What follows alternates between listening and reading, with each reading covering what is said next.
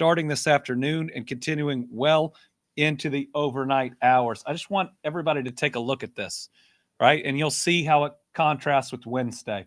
This is the threats confidence where, there is almost a medium level threat of tornadoes today.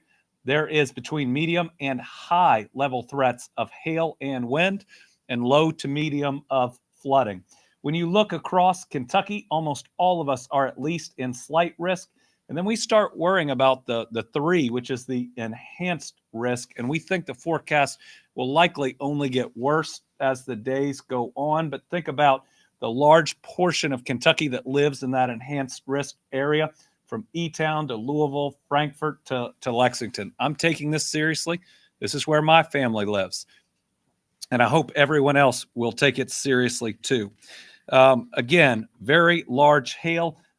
We think it could be 2 inches even. And the potential for tornadoes, will really be watching after this first round comes through, whether the sun comes out. It'll be better if it's cloudy. That's less charge that's out there. We've seen, like we did on our last round of 20-plus tornadoes, what happens when the sun comes out in between. Again, Tuesday night, that is tonight, be concerned when you go to bed about how you will get the information if there is a warning. These warnings come really fast. The way these storms can develop, it can happen very quickly. I want to thank our meteorologists, all of our news teams that are out there, how seriously they're taking this and will take it. So make sure you're prepared. Let's go to slide 3. Okay, so this is again Tuesday, and it's really showing you parts of Kentucky where, listen, the yellow is already serious, but when you get the slashes that are here, we don't get those very often in Kentucky. So the first image shows golf ball size or larger hail possibilities. That is a large part of Kentucky. That can damage vehicles, homes, and property. Agricultural damages is possible, as well as injury to those caught outside. Listen, when these hit, you do not want to be outside. And we'll talk about that in a minute. That we'll need people inside and off the roads, because if we have really damaging thunderstorms, if we have tornadoes, emergency vehicles will need to get to places as quickly as possible. The second image shows where we could see up to 70-mile-per-hour wind that can cause tree damage. Obviously, those trees can go into your home. They can down power lines. They can damage cars. They can damage you if you are out there close enough to it. This is almost all of Kentucky where we could see straight line winds of 70 miles an hour or more. And then the last piece shows where significant tornadoes are possible. Typically, when you have that area that we're talking about, the yellow with the slashes, that's EF2 or higher. Those are very damaging tornadoes. But remember, even the brown area is very possible to get these tornadoes. And we saw them not long ago when we would see, short duration tornadoes. But we had over 22 during one day in Kentucky in early April. Remember that while we saw a lot of damage, we didn't have many injuries during that because people were weather aware. We need you to be just as weather aware this afternoon into Thursday morning, because this early forecast is worse than the forecast we received before that event. All right, now let's go into Wednesday. Listen, we're concerned about today.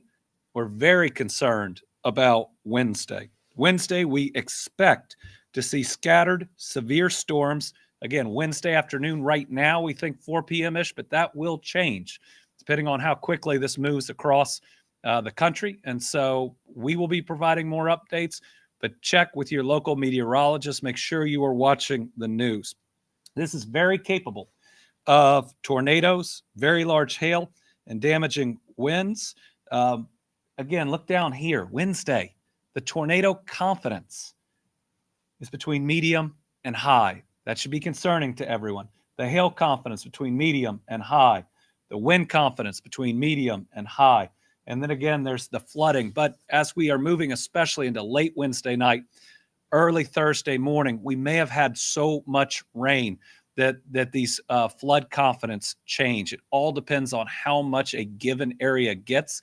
So make sure you're watching, Tuesday, Wednesday and going into Thursday morning when we could see more of that. There is a belief that we may move from a 3 to even a 4. You know, the 3 is the enhanced risk. The 4 is the moderate risk, which is the second highest. It only goes to 5. And we're at a 2 or a 3 across most of the state. This 3 goes all the way into western Kentucky, which you can't fully see. The 2 goes all the way through eastern Kentucky. Strong tornadoes, EF2s or greater, cannot be ruled out. Additional storms, possibly in the form of a squall line, are expected Wednesday night, with all severe hazards still possible. Remember, in that weather system in early April, we didn't lose an individual during the tornadoes. We lost them during that initial squall when they were out on the roads, and just that intense rain caused a car accident where we lost a young man. So be careful during this. Let's go to the next slide. Again, this shows you exactly how significant of an event we are looking at. There's enhanced risk of severe thunderstorms. That is a 3 out of 5 for eastern Kentucky on Wednesday and Wednesday night. The tornado risk is greatest generally near the west of Interstate 75. But look again at the hail probability. That covers most of the Commonwealth. That, again, is in the red with the severity over top.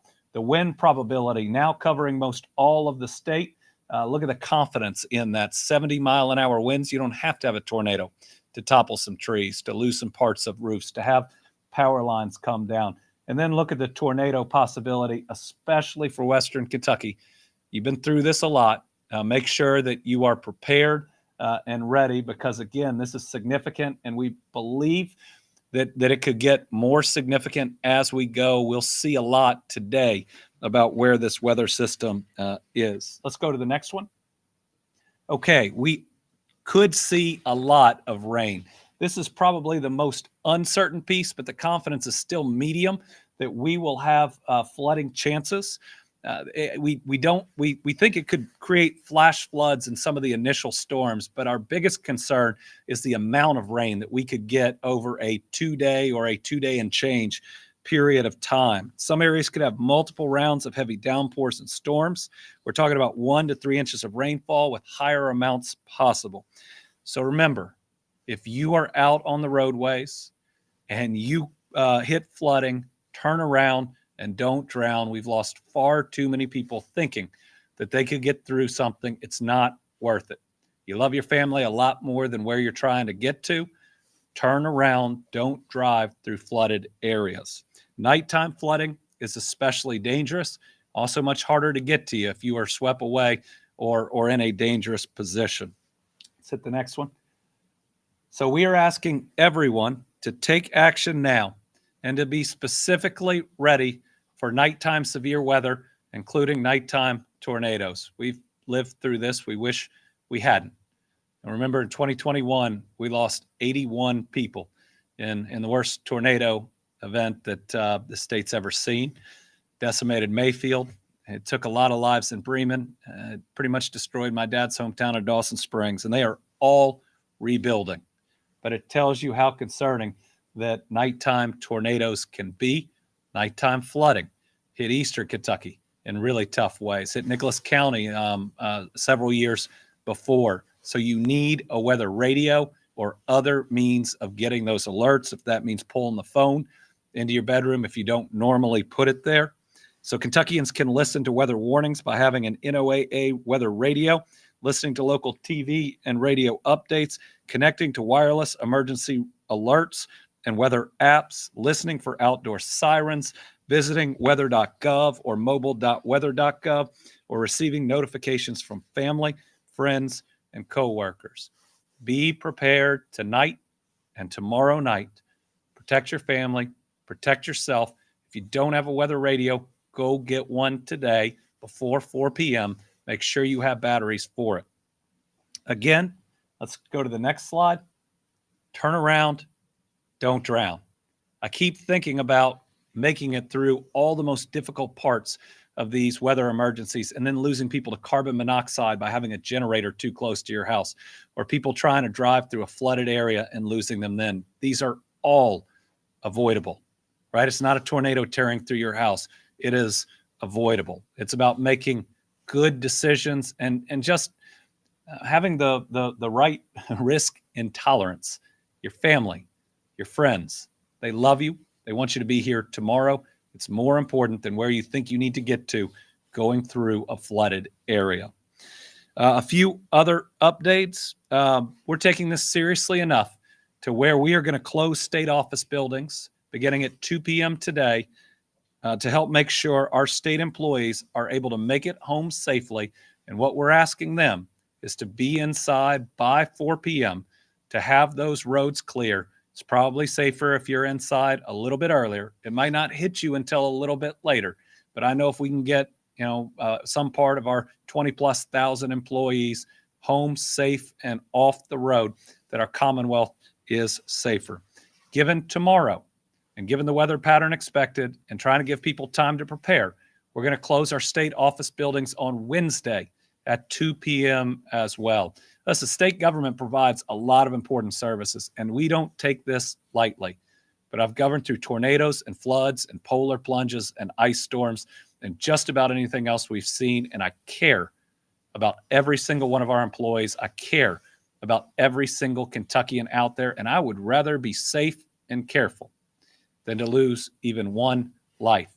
So again, we're closing our state office buildings today at 2 p.m. and tomorrow, Wednesday at 2 p.m. And we're going to be watching the forecast on Thursday morning. I expect that we'll be able to come in as normal, but if you are a state employee, watch for updates. If we've got to push it back just a little bit, we might do that just to make sure you're safe.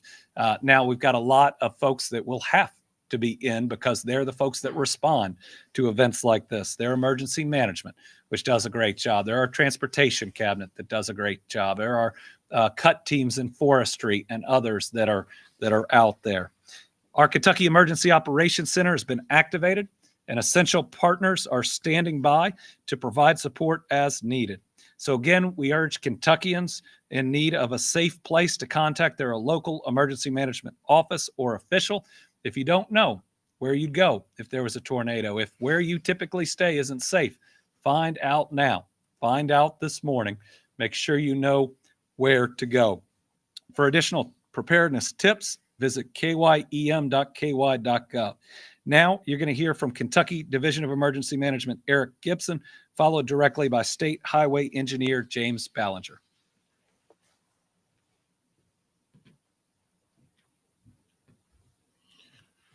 Well, good morning, and thank you, Governor Beshear, for the valuable information that you prepared today.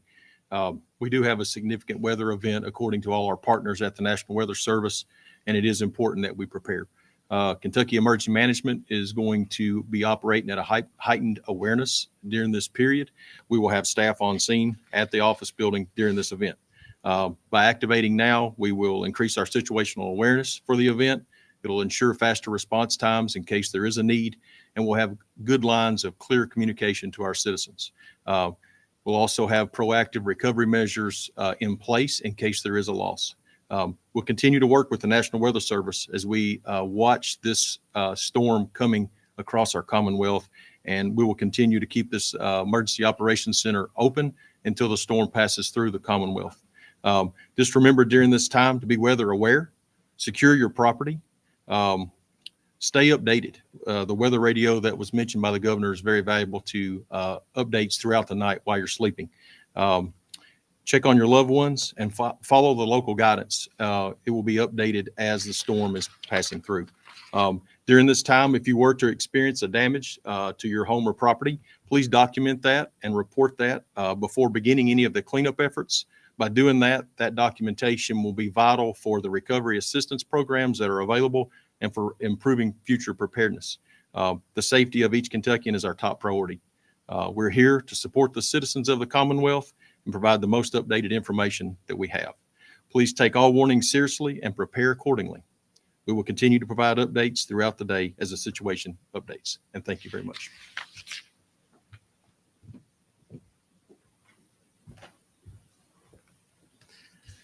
Thank you, Governor. And given the potential for the severe weather that's expected over the next couple of days, though, our state highway crews are on high alert. We're monitoring the weather. And in fact, we just held a statewide meeting just before I came to this press event to discuss our plans and our preparation for the upcoming weather event over the next couple of days. And our crews, if we experience a wind event, our crews will respond should downed trees or other debris impact travel on our state maintained routes due to the high winds. If you're on the road during a high wind event, slow down, keep your hands on the wheel, and keep a safe distance from other cars, especially the large semi trucks that you may see on the roadway. Or even better, just safely pull over if you're out in the weather and you have a high wind event that you're experiencing. Another thing, if we experience the water or the flooding that the governor talked about, crews are going to be monitoring for this high water on our roadways. And we'll place barricades and signs, though, as needed. But the most important thing, though, is to turn around and don't drown. It only takes just a few inches of water on a roadway that could float a vehicle. So that's the main thing. I'm going to reiterate that. Turn around, don't drown. Also, depending on the severity of the storms, our roadways could be blocked by downed power lines. The main thing is a report a downed power line to your utility company, and do not try to clear that yourself, though. It's just really important, though, to avoid touching any downed power lines that you may experience. Also, remember that power outages could affect our traffic signals. Should you encounter a dark traffic signal, the most important thing to do is treat that intersection as a four-way stop. That way you can maintain your safety and the safety of other drivers and motorists on the highway.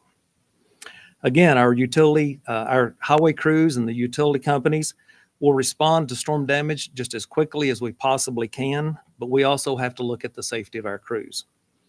It takes time, so we ask for your patience as we respond to these weather events over the next couple of days. Mainly, though, avoid travel when it's not safe. And please watch out for our crews and the other first responders that you may experience, though, after the storm event has passed. Thank you.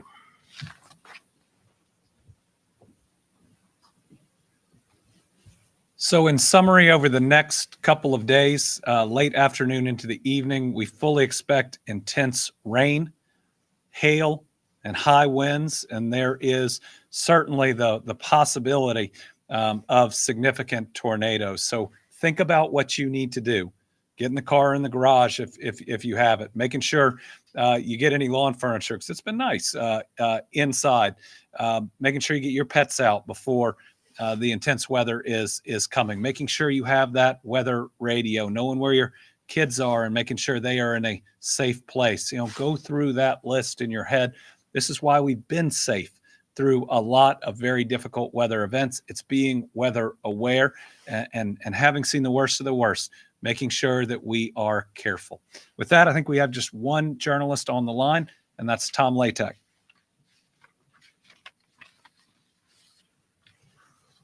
Thank you very much, Governor, and good morning to you. I've got a couple questions. Do we have any Kentucky National Guard folks been put on standby or activated? And secondly, have you heard anything from Washington yet on your request for a disaster declaration from last month's severe weather? So we have not heard about last month's severe weather declaration. We were at least initially denied for the Carroll, Trimble, Gallatin County event that came before it. We will appeal that, but haven't heard back as of yet on this most recent one. At this point, we haven't activated National Guard. Now, we have the active on-duty National Guard that is always on duty over at the Emergency Operations Center, and we're going to be watching. The forecast is still a little bit in flux. We want to see what happens, especially after this first line comes through. And then we'll be watching some of the early indications that we see what happens on our roadways. Certainly our hope is that we'll get people home and off the roadways really before that 4 p.m. time when we think that this will hit significantly. All right, everybody, stay safe. We care about each and every one of you. We've seen what happens here. We've seen pictures out of Oklahoma and other areas of severe weather recently. Be weather aware so that Thursday afternoon and Friday, when it stops raining and hopefully the sun comes out, you'll be there making great memories with your family. Thank you all very much.